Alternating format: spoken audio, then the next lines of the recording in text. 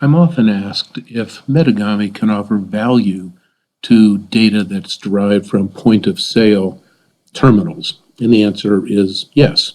Oftentimes, data in point of sale terminals is used as it's prepared in those point of sale devices.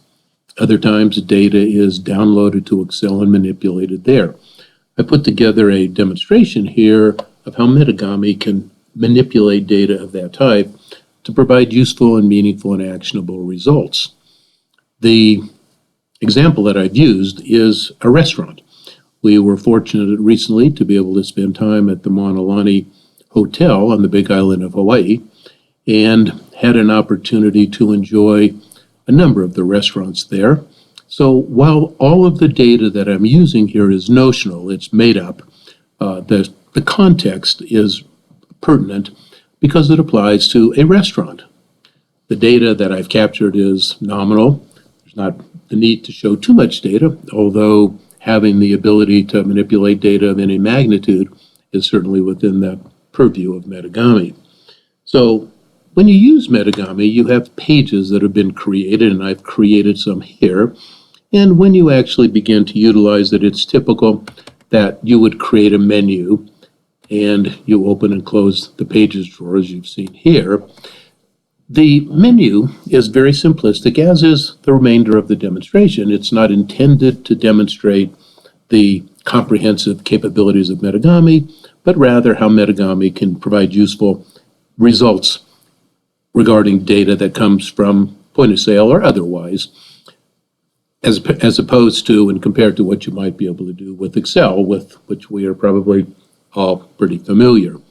So the first thing you would do if you were using MetaGami with point of sale data is click a button here that says import data. We would have set up a very simple process by which the data would be imported from Excel or whatever other file format is provided. But in this particular example, we didn't bother to do that, and in fact have entered the data. So I have a button that says enter the data. MetaGami has one capability that is very unique that provides dimensionality to the data, and it's called an identifier field. Anytime you see fields that are bordered in red before the values have been selected, or in blue after the values have been selected, you're looking at fields that are identifier fields, and the combination of the values in identifier fields identify to what, to whom, or to when the data on that page applies. So in this case, we're looking at February 14th of 2020 for one of the restaurants at Mauna Lani, which is called Canoe House. And as I said before, the data is all notional. Now, before we go into that, let me show you something else, because we have the ability to set up tables, the values of which populate drop-downs in a variety of different ways, and not just drop-downs, but other fields in MetaGami. So I've set up here the metrics that we want to gather. In this case, it's sales and guests, the number of tables seated. It's a very simplistic view of the data. I've created a list of servers that would serve at one of the restaurants, and here a number of entities. They have, a dozen and a half different restaurants or restaurant-type facilities at Mauna Lani, but these are for Canoe House, Halani, which is a magnificent breakfast and dinner restaurant. Canoe House is an outstanding dinner restaurant. A couple of others that I've taken from the website. So now that we have set up the values in the setup pages, let's go back into the entry of data page. And here we've entered a date, which is the 14th of February, Valentine's Day. Here's a drop-down that shows you an example of what I'm talking about with the setup pages. There are the 4 instances of restaurants that I entered in the setup table, and this calculation derives from that. So let's look at the Canoe House. And in fact, we had made up names: Jordan, Jingle, James. A couple of them are actual servers who we enjoyed having wait on us. Jordan is not one. But here's the drop-down that has the list that comes from the setup page of servers. That can be updated anytime, and when it is, so are the drop-downs. So here we said that Jordan and James each served dinner on the 14th. Their shift was dinner. could be, in my example, breakfast or lunch.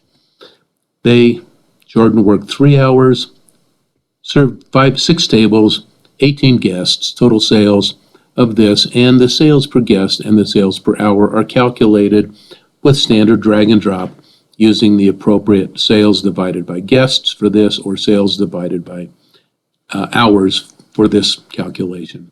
And you see here that James actually worked 5 hours, served 7 tables, 15 people, and here are his results, clearly not as good as Jordan's. Now, if we keep the date the same, for example, and go to Helani, we'll see here that we had 4 servers at breakfast: Lovely, Viola, Jordan, and Jingle. Here are the hours that they've actually worked, the tables that they've served, the number of guests at those tables, the sales, and the sales per guest and sales per hour. And we have that same kind of data for the 12th, the 13th, and the 14th. There's the 13th for Helani, and here's the 13th for Canoe House. So I think you can see how those identifier fields and the values in them help determine who or what or when the data applies to.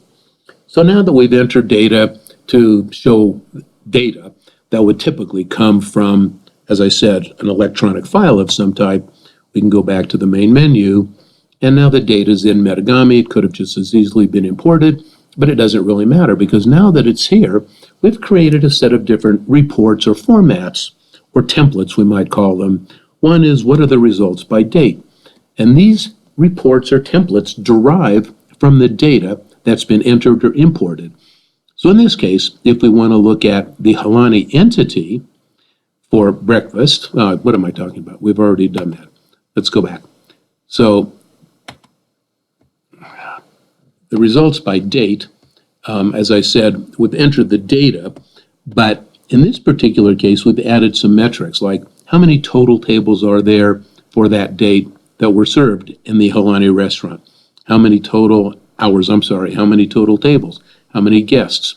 For the entire breakfast shift, if this is exemplified by these 4 servers, there was $6,400 in sales, which represents on average $56 per guest and $292 per hour.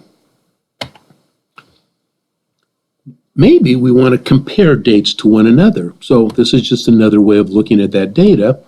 The dinner shift for Canoe House had actually 2 days that we entered data for, the 13th and the 14th. Here's the comparison between the two, and we can create an average. So the average sales was 101 per guest, and the average sales per hour was $499. Now we only have 2 entries here for the 13th and 14th, so the average doesn't mean all that much because it's easy to see what's above and what's below average. But clearly, if you look at it as a sales per guest metric, the 14th was a bit of a better day.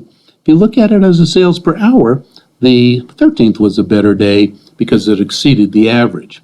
That's made more clear if we look at Helani, where we've entered 3 dates, all for breakfast, none for dinner in this particular example. So here we have the 14th, the 13th, and the 12th. The average sales per guest is $53, and we see here that the 12th is by far the worst day.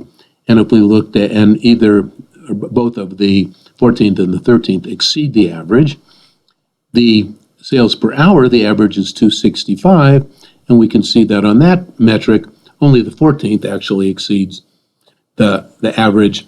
And it gives us a basis of comparing, if we don't have a means of doing so otherwise, what days are better than others. And any of the data in this simple example can be seen by any of the various perspectives that we've identified, by shift, by server, by restaurant. Now, maybe in addition, we'd like to take a look at the data results by server. Now, it's not that these things can't be done in Excel. They can for the most part. But in this particular case, you don't have a lot of Excel manipulation to go through every time you bring in new data. The data is already prepared to go into various templates and can quickly show you different angles, as you've seen here, by quickly by copying pages and manipulating and adding different identifier fields, for example, all of which is very simple. This entire demonstration took me probably 3 or 4 hours, and now, as I said, it can be used over and over again to derive the data by the various perspectives that I've created here. So in this case, we want to look at the data by server, and at Halani, let's look at Lovely's results for the 12th, 13th, and 14th. She served breakfast. She always served for 6 hours. Here are her tables. You can see here her sales per guest, her sales per hour. And Lovely has pretty comparable results in each of the various days. This particular day, the 13th, happened to be a killer day, and she did really well, but her sales per hour are about the same. I'm not familiar enough with the restaurant business to know what are really good metrics, but these certainly seem like a good starting point. But it doesn't matter what you want to determine. You would create those calculations in MetaGami, as I said, in drag and drop, and they would be there and available for use at another time. If we want to look at a different restaurant, let's look at Canoe House. Here's Jordan, served the dinner shift on the 13th and 14th. Significantly different number of hours. His sales per hour here are quite a bit better than his sales per hour on the day when he served fewer tables. Once again, we have averages, totals down here that allow us to aggregate the data across all of that various time. And if we want to look at comparisons by servers, this is actually really helpful because it allows us to determine who really are the better and the less good servers. So if we look at, well, here's Canoe House for dinner, and we see that Jordan and James, for the period of the 2 days where we entered data, have their results shown here. And clearly, Jordan did a much better job over those 2 days, but if it were 20 days, this same report would be produced using the data that's derived from those 20 days. It automatically aggregates the data and looks at it by entity and by dinner, regardless of how much data, how many days of data, and how many servers are there. And if I look at Halani for breakfast, once again, we see Lovely, Jingle, Jordan, and Viola. Their sales per hour compared to the average, which is $260. You can see that Viola and Lovely are far and away better than Jordan, and pretty much in line with Jingle, who's on average the same. If you look at it on a sales per guest basis, once again, the average is 52, and Lovely and Viola are significantly better than that $52 per guest. Or maybe you want to look at the data by entity and total. So here's the entity. If we look at Canoe House, we have the ability to identify a time frame. So if we want to have no time limitations, we simply leave both the from and to dates blank. And here we see basically what we've seen before, which is for the entire 2 days for which we've gathered data in this example. Here are the results. And if I want to look at Halani for breakfast,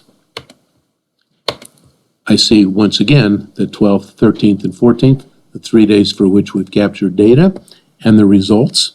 And certainly the 14th was a better day, better than the average on a sales per hour basis. This actually, what am I talking about? It actually is an error that I've made. This shows the average, and this shows the sales per guest total. But it's simple enough to change in MetaGami.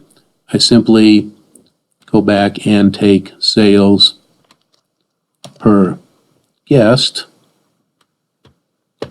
and there's the average sales per guest. That's how simple it is to drag and drop data and to create or modify MetaGami-based applications. So here, if I want to look at only the 13th, for example, I can go there and go there and put 2/13/20, and I can see 1 day. Or here, I can see everything including and after the 13th. Or if I eliminate this and make this 2/13/20, I can see everything before the 13th. And as I said before, it doesn't matter how much data is there. You don't have the kind of time-consuming process of using Excel to see this data. It's pretty simple to create and to modify. And in the case of MetaGami, when you build it, you're doing the same thing that you would do later on if you want to change it. So if you have new ways of wanting to look at the data or additional ways of looking at the data that are modified from what you have before, it's very easy to create that capability. And it's very easy to manipulate the data, but it's just as easy to make the data look pretty. I'm not going to go into that in any detail at this time. I just wanted to provide a basis for a quick demonstration on why MetaGami is more useful, more efficient in terms of time, and more effective in terms of the data that can be produced when dealing with point of sale data of any type, but in this case, a restaurant.